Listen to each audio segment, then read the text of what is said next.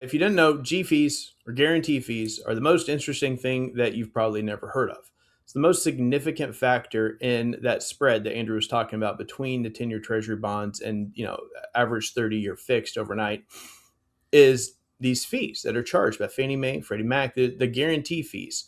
And right now they're at like 0.6%. They're really, really, really high. And it dictates what that spread is going to be because this has to be worked into that. It's just flat out fees and it directly correlates to interest rates. And a lot of industry insiders have been talking for a while that there's no need for them to be this high. It's great that Fannie and Freddie can invest hundreds of billions of dollars into buying, MBS securities, but like the overrun of cash and the massive profitability by the GSEs is largely tied to these guarantee fees that are completely unnecessary for their leverage, for their profitability, for their sustainability. We don't have the instability that we once had with a market, rates flying, Fed going to zero, and then really ratcheting things up thereafter. Like, we don't need this much, instability protection in these G fees.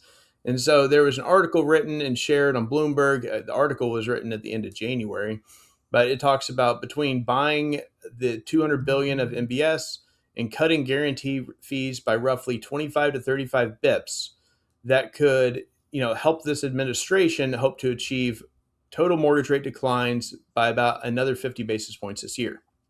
That is true. Those two things working hand in hand could very well improve mortgage rates by, about 50 basis points.